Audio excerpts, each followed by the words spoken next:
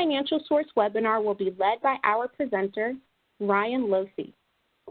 Ryan Losey is Executive Vice President for PASIC, a boutique tax and financial planning CPA firm headquartered in Richmond, Virginia.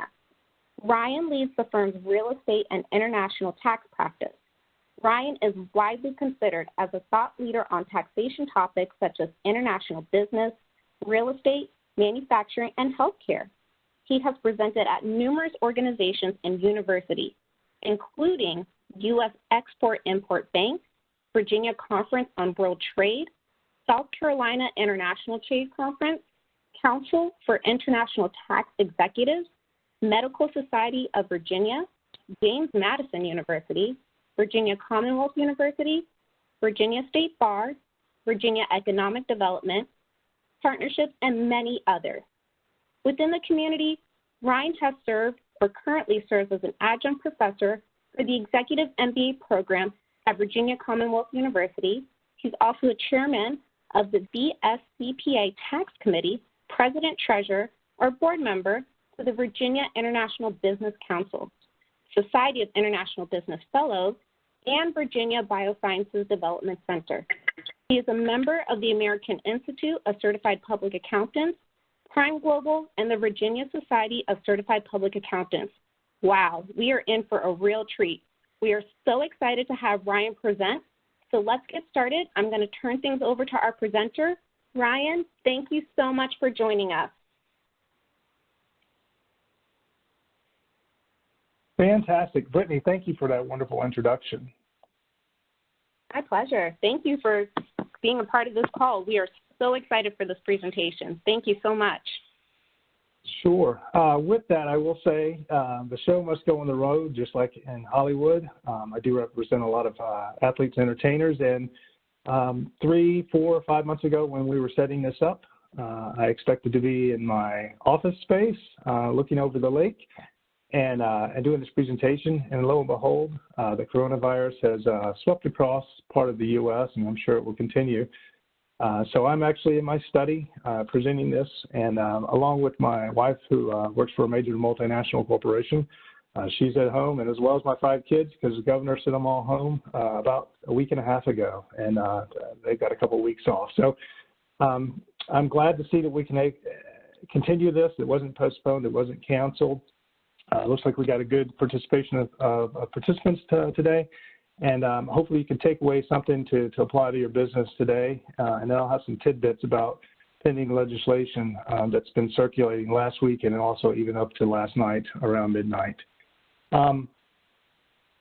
Just a little background Brittany gave me. I do run the real estate and international tax practices, so I can handle both. And I work with a lot of brokers as well as top producing sales persons. And so I've been able to handle both investors, but also the business side of the brokerage. And I do serve on a number of different capacities. I've served in trade, boards of trade organizations, boards of for-profit, and even nonprofit. So I've got a good mix of different types of industries.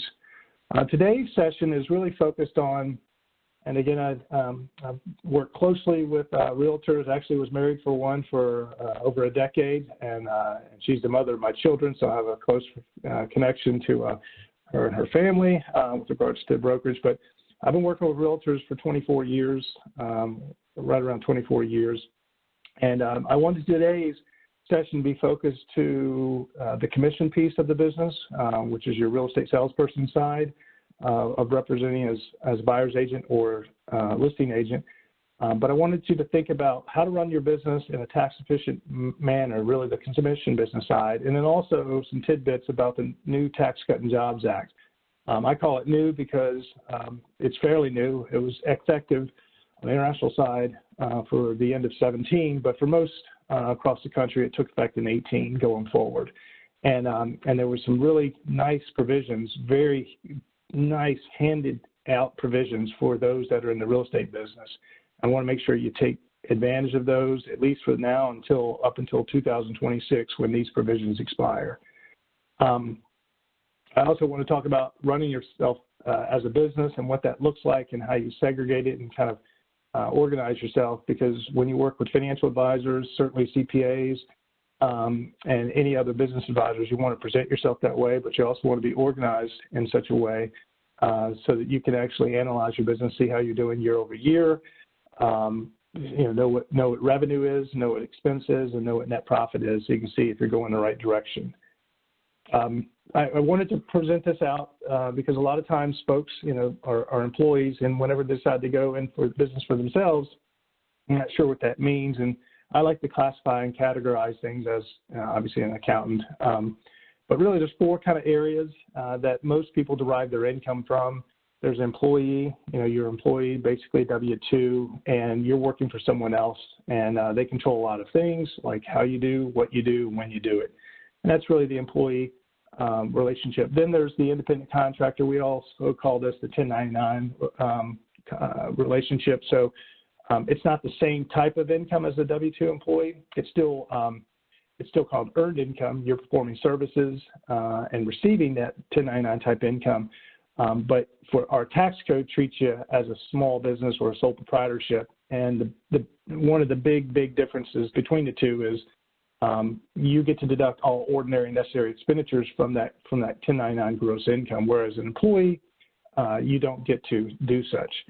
Maybe your employer will reimburse you, but again, you've got to seek reimbursement. And then the business owner, a lot of times independent contractor and business owner are kind of grouped together, but I like to distinguish the two. The business owner really has employees. They have employees that do a significant part of the business. So as an independent contractor, sole proprietorship, you're wearing all the hats. When you're a business owner, you've got other people wearing the hats and you're compensating them. So that's the big difference between the two, and usually it's a big jump to go from one to the other because other people are relying on you to feed them. So unless you're a broker or unless you've got like what I sometimes see is the XYZ real estate team or group, and you've got a top producer that's got other folks on his team, you're probably in the independent contractor bucket. And then there's investor, where the investor is not involved in the business at all. They have ownership in it, or maybe they invest in it. They're passive. But those are kind of the three areas. Our tax code has different treatment for each one of these. In particular, the two in the middle, it provides the greatest benefits from a taxation standpoint. And then also just to be mindful, you can cross over into these buckets. You could be independent contractor, self-employed, but you also have investments. Maybe you invest in small businesses. Maybe you have investment portfolio. Maybe you have rental real estate in your portfolio. So you can, again, cross over and be a combination of these.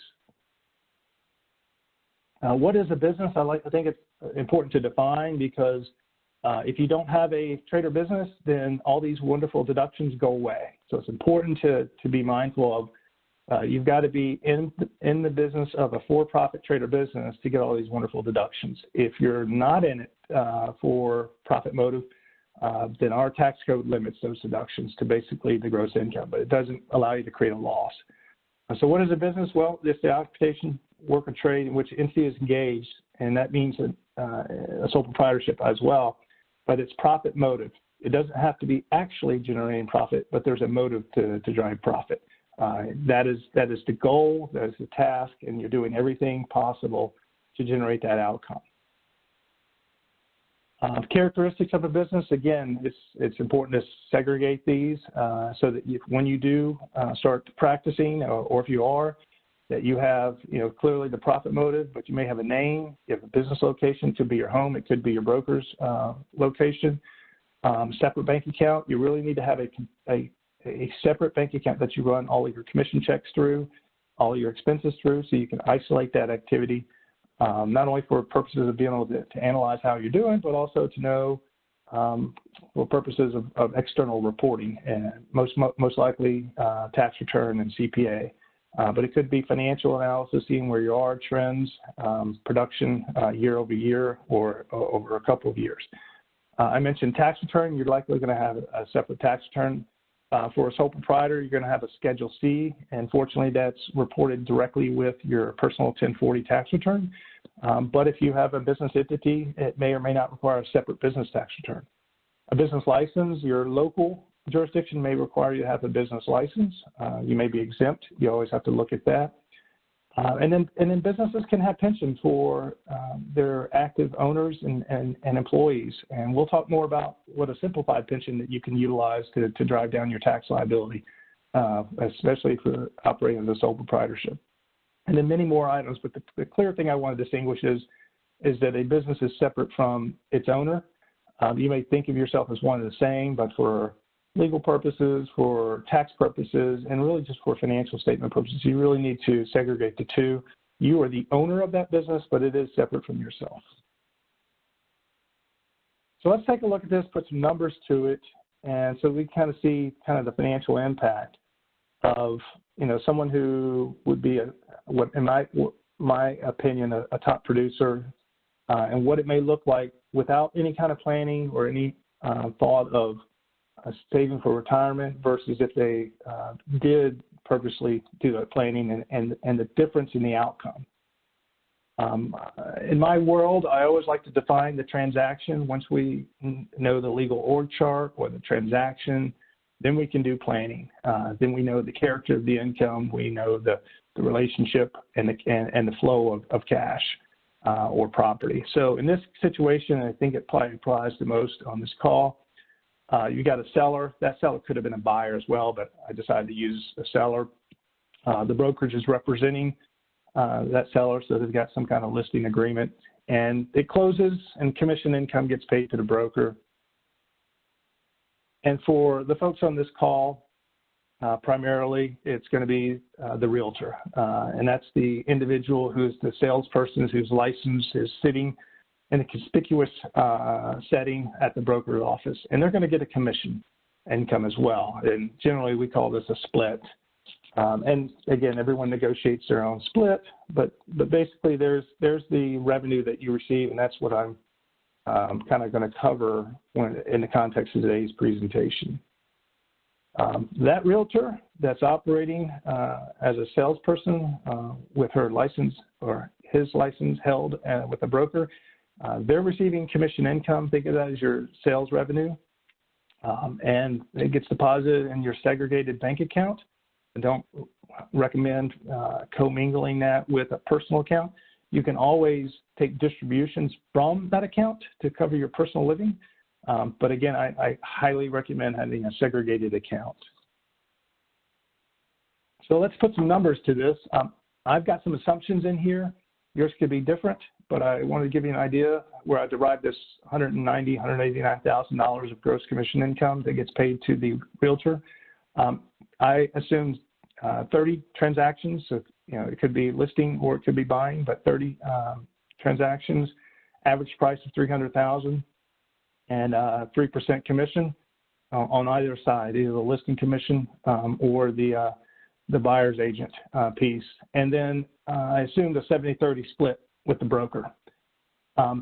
What these numbers do not reflect, again, I mentioned I'm going to look at this in isolation, is when we're calculating tax and kind of running numbers, I'm not assuming you have other income. So I'm not going to look at, or losses, but I'm not looking at any other business income. I'm not looking at if you have dividend income, capital gains, or if you claim a standard deduction or itemize.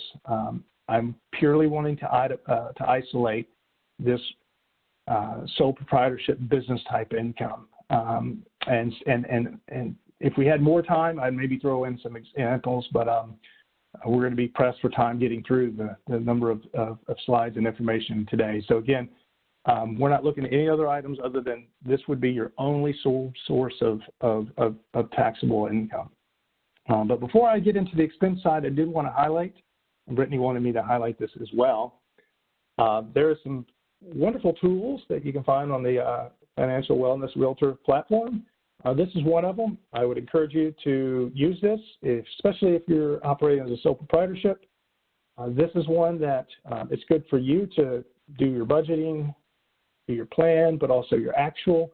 But this is a good one to give your CPA. Or when it comes time to tax, if you do it yourself, you can summarize, because the summary is what's needed.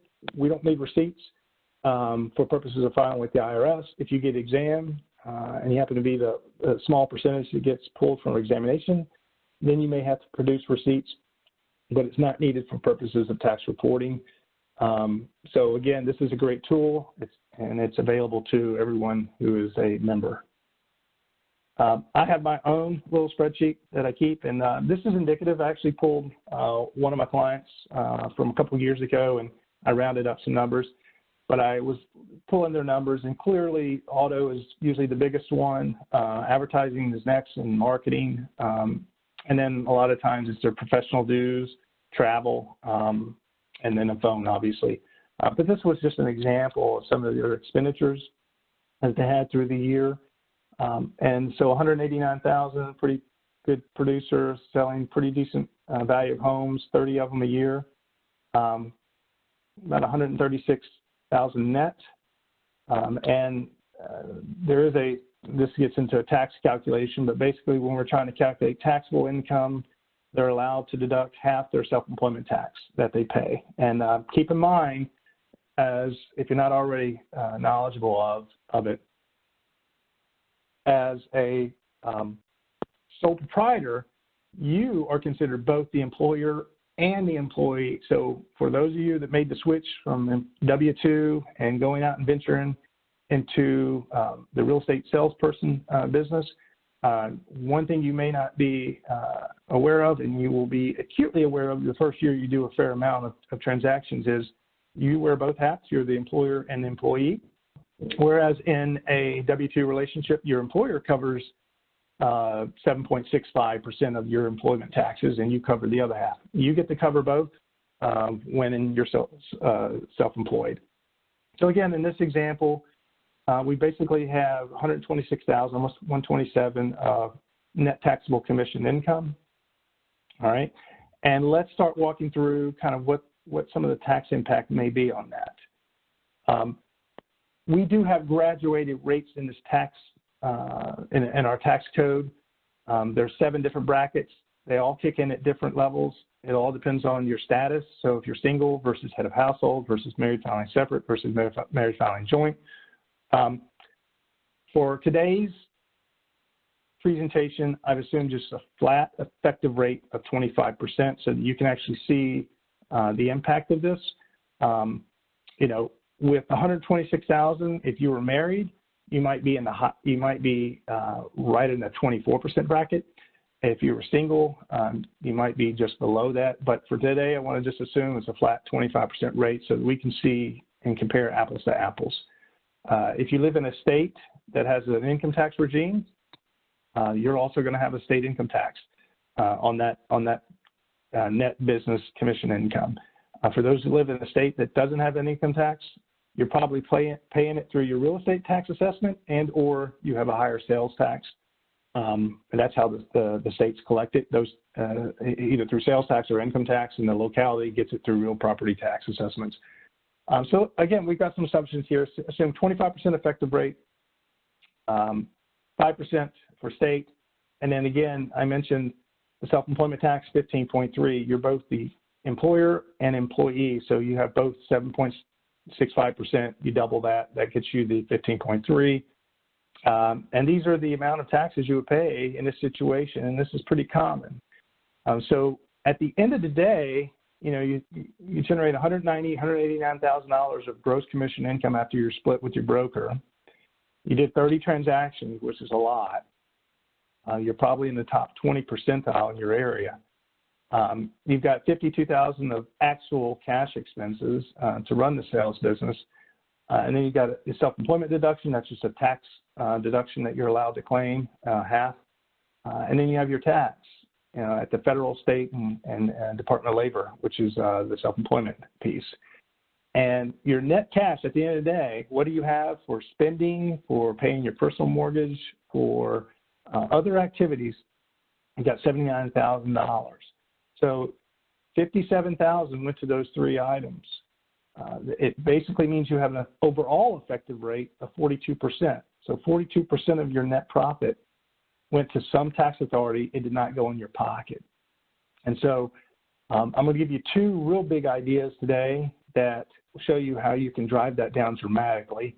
And then we're going to talk right now about the Tax Cut and Jobs Act and some provisions I think that are, first of all, informative to you that you should know, but secondly, that would apply to you specifically as a realtor, and you better be optimizing if you're not already. So just highlighted, those are the areas we want to focus on, changing the outcome of that. All right, so the Tax Cut and Jobs Act, it was signed into law December 22nd, 2017. I actually spent my Christmas reading the entire 1,000-page bill. I then spent the better part of 18 months after reading about 3,000 or 4,000 pages of the 7,000 of regulations that came thereafter. It affected both individuals and businesses. And I want everyone to understand this. This bill affected every single taxpayer, not just some, everyone. It affected nonprofits. It affected foreign enterprises that do business in the U.S. It affected domestic enterprises. It affected individuals. And it affected tax exempts. It affected every taxpayer, regardless of the classification. In 17, it affected some, primarily the multinational corporations, which was a fair amount of my work. But it was the largest overhaul. I wouldn't call it a new tax code like the 1986 or the 54 tax codes, but it was definitely a significant overhaul. And I will say this, for the most part, it was not a simplification of the code. There is a number of taxpayers, particularly individual retirees, that it was simplified for. But for the vast majority of taxpayers, especially business owners, it was not a simplification. But it was a reduction in your tax through a number of mechanisms. I always like to look at the actual facts, and this is what the IRS reported to the public.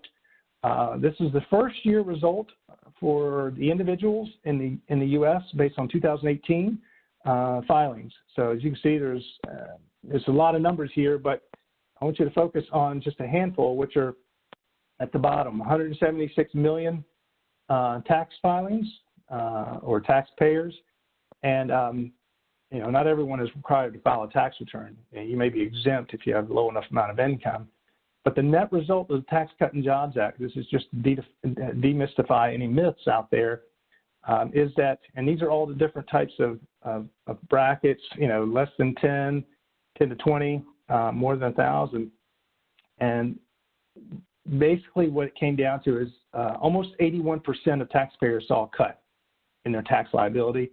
The top 4%, those who have the highest, top 4% that have the highest taxable income, they received the bulk of it. Obviously, they pay the most tax. But 80%, almost 81% of taxpayers received a cut. Almost 5% actually had a tax increase.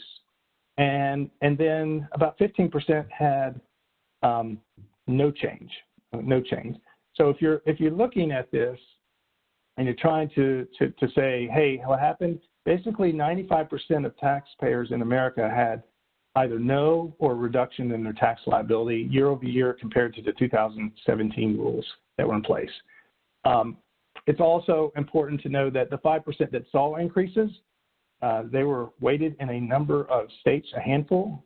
Basically, those taxpayers that were high W-2 taxpayers that were in states that had high income tax rates.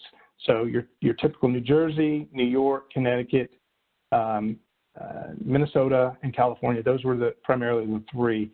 If you didn't have high W-2, when I say high W-2, I'm talking at the higher end of $500,000 or higher, and you weren't in one of those states, most likely you saw a reduction in your tax liability. All right, so what we're here for today is to talk about a big gift from Congress called QBI. I wasn't sure until the middle of last summer that it was going to be available to realtors because we were hoping, but we just weren't sure because there wasn't any regulations issued that clarified. But let's talk about what this big QBI deduction is. Section 199 Cap A, it's business income from a qualified domestic trader business. So you got to be doing a business in the USA. It can't be outside the USA. And it includes certain types of entities, sole proprietorships being one of them. So your real estate salesperson operates as a sole proprietor underneath a broker. You qualify. Potentially, we'll get to a little bit later why you qualify. Partnerships, general partnerships, limited partnerships, triple LPs, Those down in Florida. Not every state has the triple LP statutes. S corps, LLCs, and certain business trusts. What's not on here is C corporations, taxable C corporations. They are excluded. They do not get this benefit. Most C corporations are your large publicly traded companies.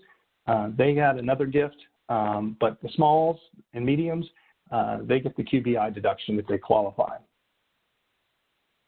It's important to know what QBI does not qualify. It does not include capital gains, losses, capital gains or losses. It doesn't include dividends, interest, or other income that is not business related. So this was a business-friendly deduction. The goal was to drive business in the U.S. by small and medium-sized businesses that cover basically 70% of GDP and give them an incentive, give them a benefit to support them because we want to encourage small business and medium-sized businesses. They're the driver of our GDP. Also excluded specifically from the definition of QBI is compensation, W-2. So if you're an S Corp owner, and I am as well, I'm an owner, shareholder in the firm, I get a bulk of my compensation through W-2. That W-2 does not qualify. What I saw over the past year or so was some changes in tax structure, depending on the levels of income that were expected over the foreseeable future. But I just wanted to point out, if you operate the business through an S Corp, that W-2 will not qualify. So portfolio income, W-2 compensation do not qualify. And if you happen to be operating through a partnership or a tax partnership, and there's a provision in that partnership agreement that affords you what's called a guaranteed payment, that also does not qualify as well. All right, so be mindful. If you're operating in any vehicle that has S Corp and you're paid a salary, or a partnership and you're paid a guaranteed payment, you may want to revisit that and maybe drop it down so that you can generate more business income that is qualified. Also, as part of this new definition, not only was the income characterization listed as either qualified or not qualified, but certain specific types of businesses themselves were excluded from the definition. What the Congress put in place was what's called this SSTB, Specified Service Trader Business. If you're in a specified service trader business, then your income isn't QBI qualified. And they list specifically, they reference a section in the code, but basically they're listed here. If you're in the field of law, so law firms, health, so, doctor's offices, accounting, I don't qualify. Actuarial science, performing arts, athletics, consulting, financial services, brokerage, investment management, all these things do not qualify for purposes of the QBI deduction in most situations. There is a carve out for very small amounts of income, and I'll get to that. But in general, these fields do not qualify. And with that, the wording that was used, I think it was poorly written wording, but it said brokerage services. And what we didn't know in the tax practitioner community was Treasury, which was given the authority to issue regulations that further define the statute that Congress passed, was Treasury going to take a narrow or a broad view? And fortunately, you have a very, very strong advocacy with the NAR. And I will tell you this, they pushed heavily and to get some influence on how that those regulations were drafted and which groups they would cover. And at the end of the day, when they came out, Treasury took a very narrow approach. They basically defined, for purposes of this QBI and what doesn't qualify, what types of business don't qualify, they said that brokers of securities are the ones that they are going to disqualify, not brokers of everything. So if you're a broker, you could be a broker in freight forwarder, of real property, an insurance salesman, travel agents, anyone who basically puts together buyers and sellers of a marketplace. And so we have lots of folks who were concerned that they would be trapped in this. And fortunately, the regs came out and it's only brokers of securities. So really your stockbrokers is what you're talking about. So that was a really big gift for both Congress, but also needed a little help with Treasury to get you there. I'd like to point out that engineers and architects, they're professionals just like myself, but they did get included in this. I think their PAC had a stronger influence than the CPA PAC, unfortunately. So I think that's how that shook out.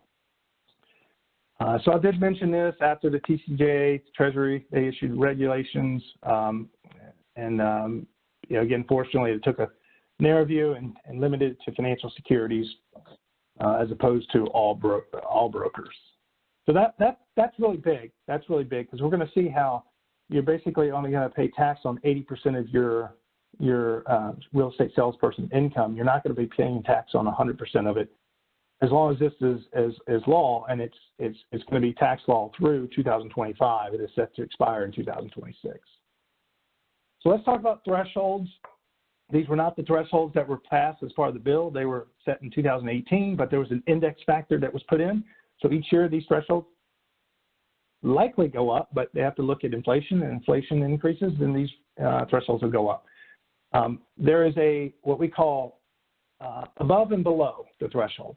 If you're above the threshold, the QBI deduction, which the normal deduction is 20% of your QBI. So whatever your qualified business income, again, that's a net concept. Whatever it is, it's 20. You get a 20% deduction on your tax return that you get to further reduce your taxable income. Now, if you're over these thresholds here, so I have for 2020, if you file single, so it means you're not married, then if your taxable income is above $163,000, then these limitations apply to you. If you file a joint return and your joint taxable income is more than $326,000, these limitations apply. So the first limitation is 20% of QBI or 20% of taxable income. It's the lesser of the two. Okay, so they're not going to give you, if your effective rate is lower than 20%, they're not going to give you a higher deduction. So just keep that in mind. And then the second limitation, and this probably doesn't apply to most on the call, but there's a second limitation that deals with wages. You basically have to look at your wages, multiply that times 50%, and that's an additional limitation. So you get through the first limitation, and then you have to apply the second limitation, which is 50% of your W-2, or you can elect, so instead of doing 50% of the wages that you pay to employees as the limitation, you can elect to use only 25%, and then you can use 2.5%. It says unadjusted basis qualified property. Basically, that's depreciable property that you have. So it would be real property, furniture, fixtures, and equipment. Now, for most service-based companies, this number is going to be nominal. So you would defer to the 50% threshold. But I just wanted to point that out. If you have a lot of real estate and there's no wages, then obviously you use this. And this was the gift to the commercial real estate holders. Generally, they don't have large wages. Everything's contracted out. But most folks on this call, you're probably not going to come into the wage limitation with regards to having to apply that. You're probably looking at the first limitation, which is the lesser of 20% of QBI or 20% of taxable income. Now, this is important because if your taxable income is less than these thresholds, you still have the limitation of 20% of QBI or 20% taxable income, but there are no wage limitations. And if your business is a specified service trader business, like an accounting firm, law firm, then you can actually claim the deduction as well. So if your taxable income is low enough, there's really no limitation other than that first 20% of QBI or 20% of taxable income, but you don't have to worry about the wage limitation or whether you're in a specified service trader business or not. And this is probably helpful for law firms or doctor practices or CPA firms for their new partners that might qualify, but the older ones that have a significant amount of income, they're not going to be able to claim this. If you're in a big, large business like a manufacturing, this wage limitation is there to incentivize you to hire W-2 employees and keep those employees in the U.S. and not hire foreign work to do the effort. But again, for smalls, this is going to qualify and get you in. I suspect that most are probably under these thresholds because these are taxable income numbers. So remember, this is after itemized deductions, this is after health insurance deductions, this is after pension contributions, this is after all deductions. So you can greatly manipulate your taxable income to fall under these thresholds. I also want to point out, this is kind of important to see, the brackets, the Tax Cut and Jobs Act significantly changed the brackets. It shifted all of them down for the most part. So it shifted them down and it broadened the amount of income you can earn in each basket before it's kicked up to the next bracket. So these were the 2017 brackets for single, married, filing, joint. Those are the two most common filing types. And you can see the first bracket starts at 10%, moves its way up to 39.6, and it kicks in at 426 for single and 480 for married, filing, joint. Notice that the marriage penalty, you may not be aware of this, but the marriage penalty, that's where two singles earning the same amount get married and they end up paying more tax as a married couple than they would have been as a single couple. And that's traditionally called the marriage penalty. And you'll see that the marriage penalty kicked in at the 25% bracket, which I've highlighted here. It also, it kicked in at $156,000 of combined income. Whereas if it was two singles, it's 93 and 93, you're dealing with 188,000 before you get into the 28% bracket. But if married, you're in the 28% bracket at 156. So again, that was the marriage penalty. This was greatly limited with the Tax Cut and Jobs Act. So let's look at 19 brackets, and I did the same for 2020, so you have those. But you'll see that all of these rates, except for the first one, was dropped. So 10%, 15, 25, 28, 33, 35, all the way up to 39.6. If you see, they were all shifted down between 1 and 3%. We have 12%, 22, 24, 32, 35, and 37. And then also note that the amount of income you can earn in each bracket was expanded as well.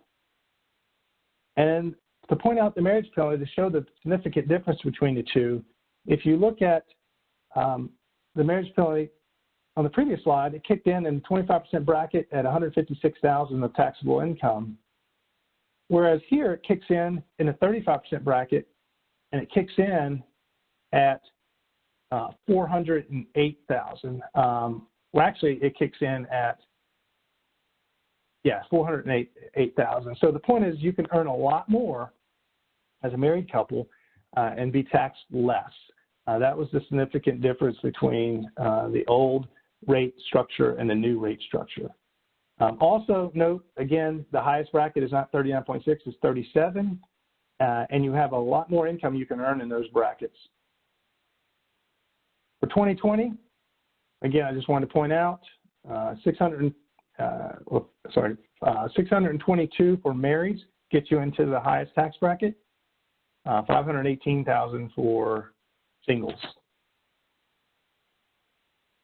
These rate structures, just so you know, that was the primary reason. There are other reasons, but that was the primary reason that non-business owners saw a reduction in their tax in that first couple slides I sent you that the IRS released. The QBI deduction is the major reason that business owners paid less tax. A couple of provisions to point out: the standard deduction basically doubled. It went from 6 to 12. Now this is 12,400 because it's a 2020 number. And remember, I said it gets indexed every year. So 18 was increased to 19, 19 was increased to 2020. And then married, filing, joint, it went from 12,000 to 24,000 in 18, and now it's been indexed for 2 years. Back up to 24.8. So if you had a very simple tax picture, if you had maybe just a wage income and that's it, you didn't have to worry about itemizing, tracking your mortgage interest, your charitable contributions, real estate taxes, all that stuff. For the majority, I think IRS issued either 75 or 80% of taxpayers these thresholds, 12,400 for singles and 24.8 for individuals. That was higher than their itemized deductions for 80% or either 75 or 80% of the Americans.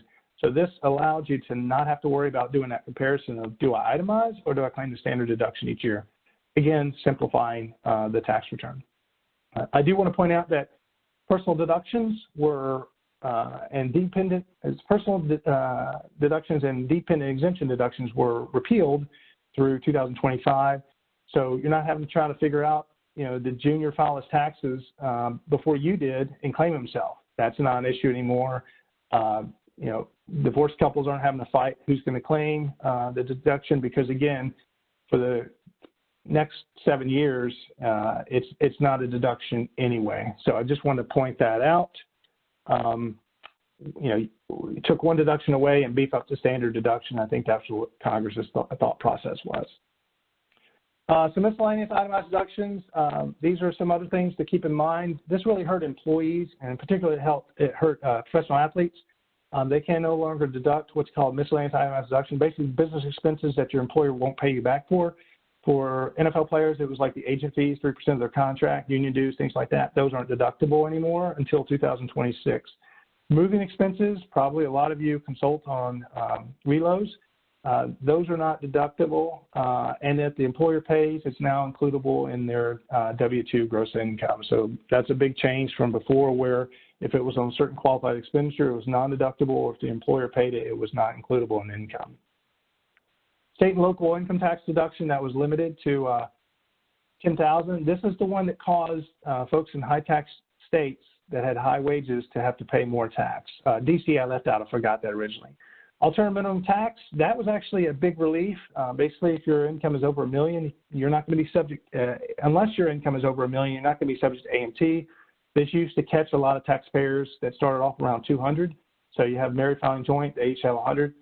They're at 200,000. They were getting stuck in this AMT trap. And so that AMT trap is gone. AMT was a secondary tax system than the regular, and you paid the greater of the two. And so Congress did a favor by pushing this out so that, basically middle income folks would not get caught by this. The estate tax exemption, it was expanded, went from $5.5 million to 11.5. And for married couples, 23 million. So you can pass a significant amount of assets to whomever you want during your life or death, tax-free. And that was huge. These are set to expire in 2026. All right, now let's get back to that example. And I think I'm going to run through this in about 5 or 6 minutes, and then we can shift through some questions and answers.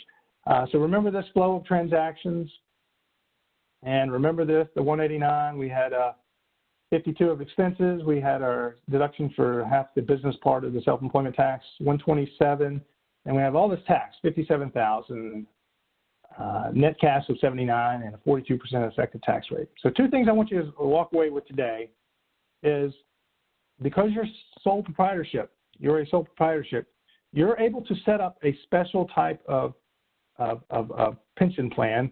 It's a hybrid between like an IRA and an actual qualified pension plan that has its own tax returns, its own program, and it's called the SEP IRA. I hope everyone on this call has already heard about it, used it, and funds it each year.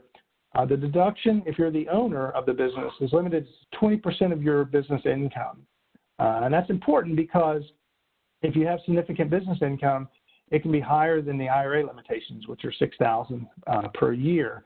And so these things allow you to put away a lot more than a traditional IRA contribution and get a tax deduction for it. And it's creditor protected, so no creditors can go after it.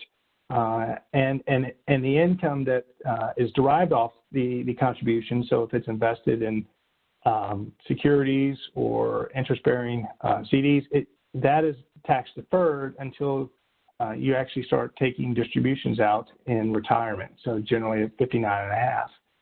And so I just want to show you how making a pension contribution, it's an SEP IRA, you call your banker, your broker, your financial advisor, and you say, hey, look, I've got business income this year. It's pretty substantial.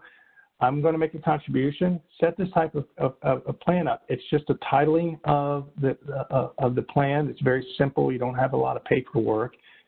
But different than the IRA, which has to be funded on or before April 15th to get the deduction, this can be funded all the way up until the extended due date of your return, so October 15th, and still get the deduction on the prior year tax return. So for most of my sole proprietorship clients that have a SEP IRA, we're trying to figure out whether they owe tax come April 15th, but they're not paying all their tax then. We calculate then the maximum amount that they can contribute to their SEP IRA, and then we put the return on extension and we pay at extension time the net amount of tax, assuming they're going to make an X amount of contribution. And over the course of the summer, or maybe even at the end of the summer, heading into October, they'll actually fund it and we'll finalize the return. So you have a lot of flexibility of when you fund this, even up to 15 days of the 10th month after the year's over to still get the deduction. So I want to point that out. Everyone on this should have one set up and look at a plan to fund these, because it's a significant deduction that you get, and you get to defer the income. And then the other thing is the QBI. You calculate the QBI, which is 20% of net business income. Now, there was questions about how you do that in the summer. The question was, do you just do net business income, or do you have to deduct it for SEP IRA contributions? It's clear now. You have to deduct the SEP contribution when you're determining your qualified business income. So instead of 126 as your threshold on this example, it's 101, and the QBI is 20% of that. Okay, and so you have a $20,000 deduction here. It's just a non-cash deduction. You didn't pay cash, you got it.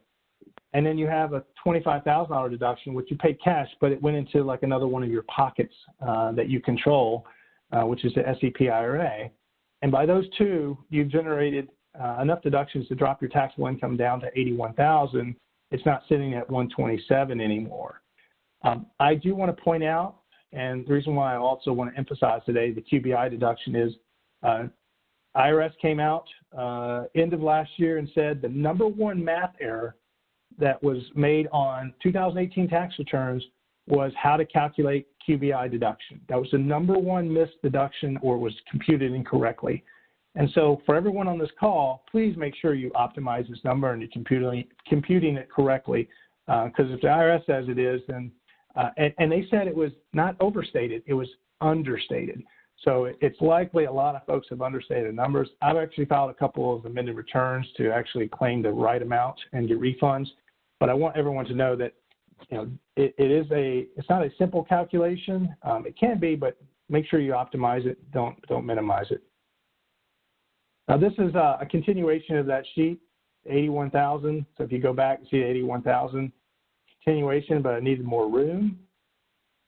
But these are the two that we minimized. Okay, we minimized these two. We took it down from 57. We took it down dramatically. Okay. So instead of paying the high amount of federal income tax and the high amount of state income tax, we drove these two numbers down, and we end up having, instead of 79,000 of after-tax cash flow, we have 92,857. And so the point I'm trying to make is we have more net cash in this example for you to spend whatever you want to, but it's reduced my tax liability. You have more net after-tax cash. Plus, don't forget, you also went down from 14,000 in tax, but you also have this 25,000 sitting in your retirement account now that's tax deferred. You end up having 118,000 as opposed to just 79 before. And these are just two simple things that every sole proprietor should be doing, and especially every realtor who gets the benefit of the QBI deduction these next 7 years. Now, one thing I didn't hit on is the self-employment tax, the 19,000. We didn't hit on that because I really feel that unless you're going to have $300,000-400,000 in taxable income or more from your sales business, that adding and changing that is going to be difficult. you would have to migrate over to a subchapter S corporation and set that up. There's extra effort. It's a separate corporate tax return, corporate formalities, and you would have to have separate books and records, and it would take some more administrative time. And what I found is, unless you're going to have, you know, 300,000, 400,000 or more, the S corp doesn't make sense to implement for a realtor who's not a broker. If for some reason you're over that, then reach out to me afterwards, and I can tell you kind of what the strategy is. But what you would do is, remember when I said wages don't qualify? Well, when you have an S corp, you're required to pay yourself wages. So you would have to come up with, or work with me or your CPA to come up with what's a reasonable wage, because that would need to be defended in case the IRS ever challenged it. But the net business profits then would be qualified. And then again, if you're over those 300 thresholds, remember the wage number comes in as a limiting factor. So you would want enough wages so that you weren't limited to zero if you didn't pay a high amount of wage. So there's a mathematical, I think it's equation. It's basically the wage needs to be 1/3 of your business income to optimize the QBI deduction in the context of a subchapter S. It's more than today's session, but I just wanted you to know there is a strategy. But if you have more than that, I'd gladly reach out afterwards, and I can walk you through what you need to do. The other thing I wanted to point out is, again, the IRAs, great, powerful tool for sole proprietorships, but also they're asset protected from creditors. I'm always trying to get my clients to put money in buckets that are creditor protected, because you never know what tomorrow's going to bring. There's also a number of different things that realtors and those that are in the real estate profession can do that help reduce their tax liability. If you happen to build a portfolio of rental real estate, a concept called real estate professional and material participant are going to be very important to you. It basically allows you to use rental real estate losses that are generated by depreciation and interest from the borrowing to acquire. It allows you to use those losses to offset your other income, i.e. your commission income. So that's something to keep in mind if you have a large real estate portfolio. And then also tax credit purchases. Most of my clients buy tax credits every year. You can buy those tax credits at a discount and pay your state taxes in the form of purchase credits, as opposed to actually stroking a check and writing a check to whatever state treasury. A couple takeaways: claim the QBI deduction. Please make sure you're claiming it. I do want to point out that under these next couple of years, ending in 2022, there's 100% expensing for business assets. So, things like office furniture, computers, laptops, smartphones, equipment. You can make an election to deduct 100% of that purchase cost. That was part of the Tax Cut and Jobs Act, expanding that to incentivize investing in capital and growing your business. Again, 100% you can deduct. Lower marginal tax brackets and rates throughout 2025. They're set to fall back to pre-2018 rates at the end of 2025. Fewer folks in AMT. And then also I do want to highlight the platform materials of Financial Wellness Realtor. It's in this presentation. And then the last thing is an update on last week's tax legislation. The tax due date was officially moved, actually as of last night, for all taxpayers, corporate and individual, was moved to July 15th. So if you are expecting to owe tax for your 19 year, you don't have to pay it, and you don't have to file. You won't get a late penalty or interest on late filing or late payment. You don't have to make the payments until July 15th. If you are expecting to make quarterlies, your first quarter is not due either on April 15th. It's due July 15th, so you can push those out. States are starting to follow suit, so follow your state. They are probably issuing guidance, either the tax commissioner for the state. A bill that was circulating in Congress was supposed to give payments starting in April, $1,200 per taxpayer, $2,400 per married. That bill, unfortunately, did not pass last night around 11 o'clock last night. I'm expecting Congress to take up the bill, tweak it, and maybe pass it this week.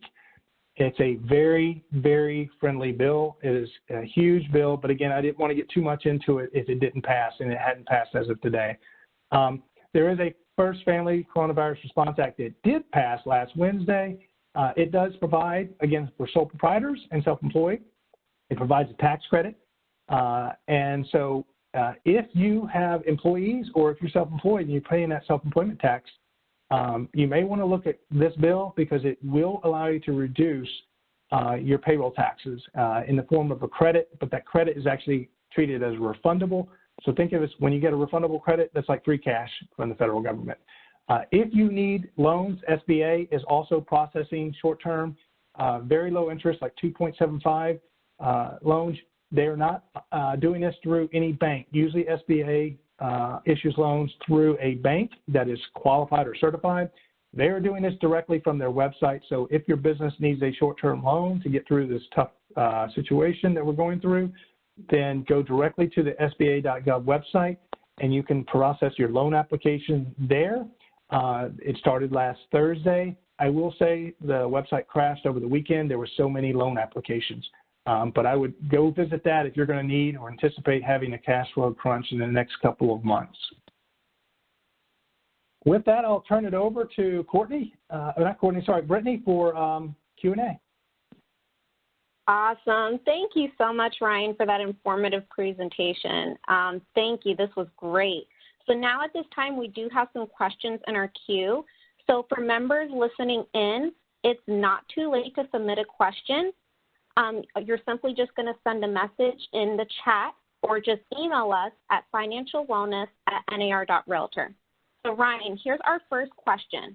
For TurboTax and for many people who are maybe filing their taxes on their own and don't have a CPA, the QBI, that was built into TurboTax for the business and home edition, correct? I'm not sure if you're familiar with that. I've never used TurboTax. Okay. I would presume yes, because it was the biggest deduction for our domestic taxpayers. I mean, it was the biggest deduction. So I would assume that they would have built that in to both because someone could have a small Schedule C. But if TurboTax defines any business income, even $1, as different than non-business, you may have to get the business edition. Oh, good point. Okay, that's really good to know. I don't know if they. I don't know if they have a threshold. Like if it's under 10,000 or under 20,000, then it's covered. But it's more than that. You're considered to have a significant business. Got it. So, do have a question, and I'll actually end up going back over to the slide. In slide 24, you mentioned the auto expense. So I'll go over to it so that way our callers coming in can see it. The auto expense, is that a flat rate or is that included with gas, mileage, and repairs? In this example, the client took the mileage, and I think a couple of years ago it was 54.5. I think it's 57.5 now. But what I've found is over the years that in most cases, my realtor clients will go with mileage in most cases. And the reason being is at certain point, the mileage, if you drive a significant amount, 20, 30,000 miles a year, driving around, showing homes and so forth, that ends up being more than the actual expense. So that's generally what they're using as mileage. You can use actual, but here's the thing, and it's on a vehicle-by-vehicle basis. Once you switch over to actual on a vehicle, you cannot go back to mileage.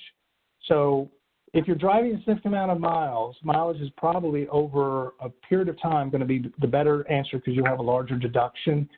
If you're just going to buy an SUV and try to get a huge deduction in the year of purchase, and you're okay giving up the bigger deduction in the future years, maybe you go with actual because you can, in the current environment, we have these bonus depreciation rules allow you to deduct 100%.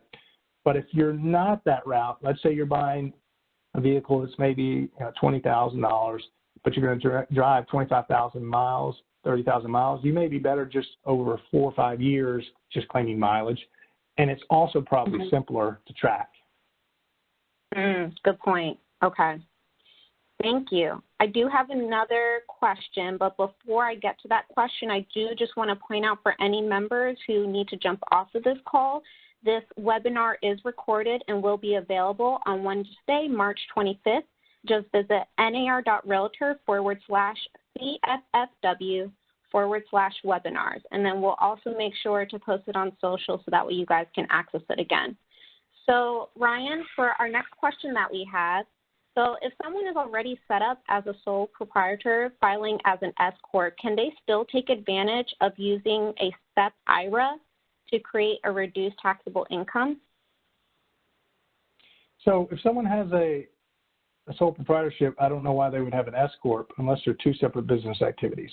But let's just take the S-Corp. If a salesperson has decided to set up a single member LLC and also get that LLC licensed so that there's both having their personal and their business entities license held at the broker, the S-Corp requires its owner officers that are actively involved in the business to pay themselves a reasonable salary. So and again, reasonable salary is not defined in anywhere in the statute regs. So the IRS wants to be able to do it on an individual basis, negotiate what they think is reasonable, and and the taxpayer approve, otherwise. But if you do have W-2 compensation through your S-Corp, which is required, then that is qualifying income for purposes of the SEP contribution. And so your S-Corp would have to be the sponsor of the plan. You couldn't personally be the sponsor because you don't have a sole proprietorship. You have an LLC taxed as an S-Corp. So the entity, first and foremost, has to be a sponsor. I see that as one of the biggest missed areas of realtors who start off small and they have an SEP in their name and a sole proprietorship. A couple of years later, attorney CPA helped them do some restructuring because their income's more, and they fail to change the sponsor of the SEP plan, and technically it's non-compliant. So the entity itself would be the sponsor. Your W-2 comp would be the only type of income that qualifies for that. So a sole proprietorship, all of your net profit qualifies for SEP, whereas in the subchapter S, only your W-2 compensation qualifies. So sometimes there's a balance. You've got to decide, is it more important for me to contribute to the SEP IRA when you have an S-Corp, and therefore I want more compensation type W-2 income? Or do I want to maximize the QBI deduction and I want smaller W-2, but I want larger QBI? I think that opened a can of worms because now we're having a couple questions come in saying if they're currently an S-Corp, how do they switch over to a sole prop? Well, I will tell you this, you don't just switch because it's a taxable transaction. So you have to be mindful of what the balance sheet looks like, the debt, and what's the value of the assets on the balance sheet. Because when you liquidate an S-Corp, it's treated as if that S-Corp sold all of its assets at fair market value. Okay, so you've got to always be mindful if you liquidate an entity that's taxed as a subchapter S-Corp, that you may pop a gain that you didn't think of because it's basically phantom income. So you really got to be mindful of that. But if you don't have any unrealized gains on your balance sheet, so you don't have any goodwill value and your assets on there are equal to their tax basis, then if you do liquidate, there's likely no gain. And as long as you can do that, then you would migrate over. If it was an LLC tax S-Corp, you would migrate back to a single member LLC sole proprietorship. If you were an Inc. that did the liquidation, you would just be a sole proprietorship with no business entity because the Inc. would cease to exist. Got it. So you mentioned on QBI for someone that is W-2. Can you please go over that again? So if someone has an LLC or an S-Corp, 1099, with both a W-2 and LLC, what income for the W-2 can they benefit from and the QBI credit? So what you have to look at is your taxable income, and that's on your 1040, is your taxable income, if you're single, under 163, and if it's married, filing joint, is it under that 326 number? If it's under that, then you don't care about wages. Other than wages, you can't apply the 20% QBI deduction to, okay? It's only the net business income. So it would be like a subchapter K. So for a subchapter S corp, it would be your K1. Your K1 would be the qualifying income. If it's a sole proprietorship, it's your Schedule C income is the qualifying income. If you're an S corp, you have both. You have the W-2 that you get because you're required to pay yourself a salary under tax law, but then you also get a K1. In a subchapter S, you're able to bifurcate the profit between the employee and the owner. That's what you're doing there, and it's only the pass-through income. Now, if your taxable income was over those thresholds, then all of a sudden your QBI deduction, that 20% of that net business income, it may be further limited to 50% of your wage income. And so that's why you got to look at, is your taxable income of the threshold, and am I operating as S corp? Because if I am, I may have to maybe increase my wages to maximize the QBI deduction. Now, if you have other employees, you may not need to do that. But it's a dance, a balancing act. It just so happens that the number, it's around 3 to 1 to maximize the QBI deduction. So if you have an S corp you solely own and you pay yourself $100,000, then basically to maximize the QBI deduction, you would be able to do that up to $300,000 of QBI. Otherwise, you're going to start getting further limited. And that's what I do. I usually work with clients. And say, hey, look, in helping them set their salary, here's the salary you need based on your projected business income to optimize the 20%. Again, if you're sole proprietorship, Schedule C, and you're under the thresholds, none of this matters because the wage limitation doesn't apply. So how much can you gift a family member a year? Is there a cap on it? A spouse, unlimited. Okay. But it might not be worth it. Anyone else, $15,000. Anyone else, $15,000. If you and $15,000, and that requires no reporting, and there's no gift tax assessed to the giftor. If you want to do more than $15,000, and you don't want to have to pay the 40% gift tax, then you need to file a gift tax return, 709, and you claim part of your lifetime estate exemption, and you reduce that amount by the excess of the gift. So if you gave $100,000, you get the $15,000 of value you can give to anyone free, and then $85,000. Instead of getting hit with the 40% tax rate, you file a gift tax return, you reduce your lifetime giving, which is at $11.5 million, you reduce that by $85,000, and then you're able to give it the entire gift tax-free. The recipient doesn't pay tax on the gift. It's the giftor that gets assessed the tax. So back under the deductions that we were talking about, can you have an auto payment deduction under the C and not the mileage? Yes, you can. It's a little bit more complex because then you have to go through the personal versus business use assessment, something that your CPA or maybe TurboTax asks. It'll say, what's the business use of the vehicle percentage-wise and what's the personal use? If you have multiple vehicles, you may say, listen, this is my business vehicle. I only drive it when with clients, and this is my personal vehicle. Then you can segregate those, and then maybe you can argue that 100% of the operational expenses like repairs, gas, tags, insurance, stuff like that is deductible. But if it's your only vehicle and use it for dual purpose, you've got to be able to have a methodology, typically it's miles, for splitting business versus personal. And then you're only going to get your percentage that's related to business. Got it.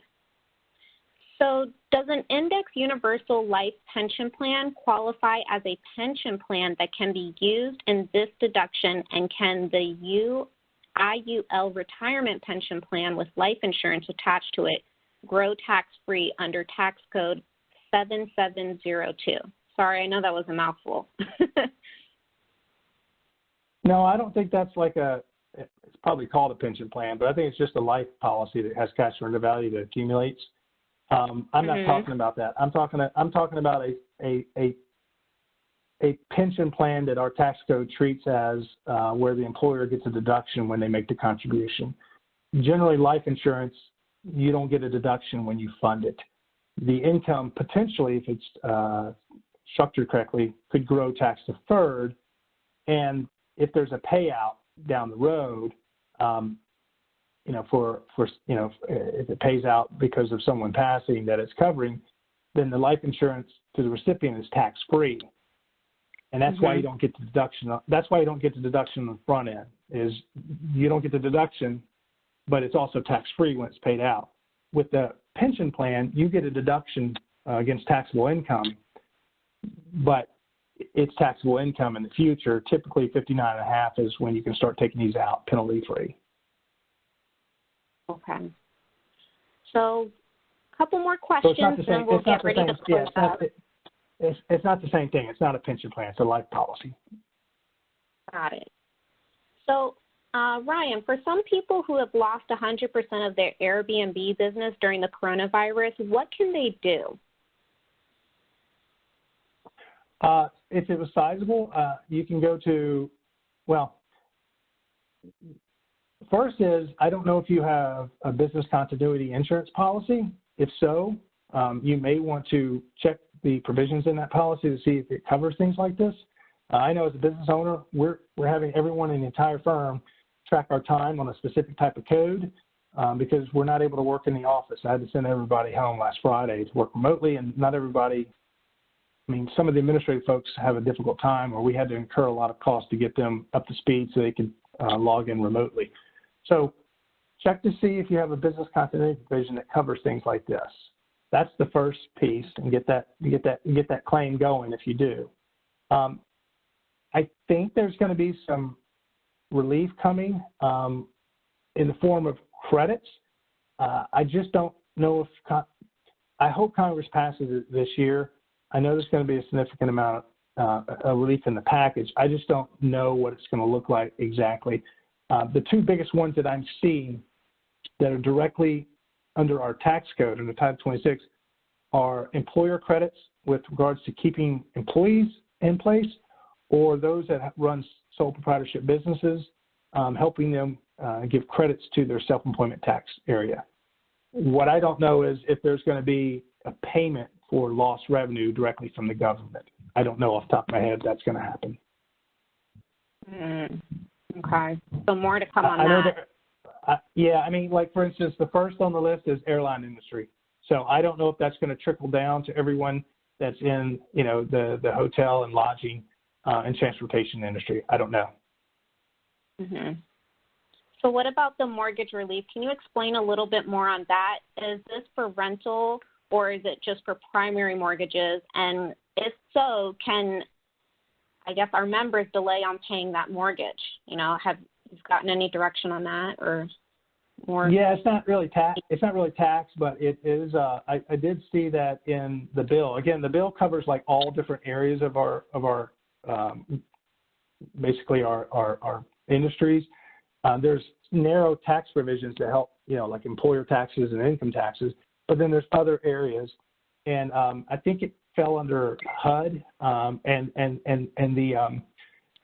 the two programs, Fannie Mae and Freddie Mac. I think they were directed that potentially for qualifying homeowners, but I think it was just for homeowners. It wasn't for landlords. But I believe it was if you could apply for with the lender extended basically up to 12 months of deferred mortgage payments, and those banks that actually participated with those types of loans would have to accommodate. I haven't gotten to the details on that just because I've been focused more on the tax side of the credits. Okay. And so this will be our last question, and then if members do have additional questions, they can always send an email to financialwellness@nar.realtor, and then if you want to have a question directly for Ryan, send it to us, and we'll make sure that it gets straight to him so that way he can help answer those questions. So Ryan, last one, can realtors expense out a life insurance plan? The answer is generally no. There are, when there's a corporate entity, sometimes they call it a bonus, but basically there is a way to structure it where it's basically grossed up the premium and it's thrown into their wage. And so that is one way that a lot of times it's called a deduction, but really what you're doing is you're taxing the employee on the premium, and you're treating it as wages, which are deductible. But a straight insurance policy, non-deductible. I'd love it because it would be a deductible item for our firm's S Corp every year, but it's not. All right. Well, Ryan, this was so great. And if you could please leave us with one last key point, what would that one takeaway be? We're all going to get through what we're experiencing right now. That's all I would say. We're going to get through this. At the end of the day, we're going to get through this. It may be difficult, but we've been able to get through many things in this country's history. We'll make it through this. Awesome. I love it, ending on a positive note. Thank you so much, Ryan. This was great. And so one thing that I would like to add for our listeners, you can find additional resources and a free budget spreadsheet by visiting financialwellness.realtor. This center will provide you with financial tools, calculators, and a robust library that's specifically geared for you.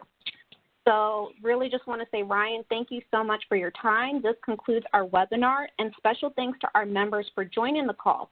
So if you missed any part of this webinar session, we will be posting the recorded webinar and the PowerPoint and all the resources that Ryan mentioned at nar.realtor/CFFW/webinars. I repeat, the recording will be available for your review on Wednesday, March 25th at nar.realtor/CFFW/webinars.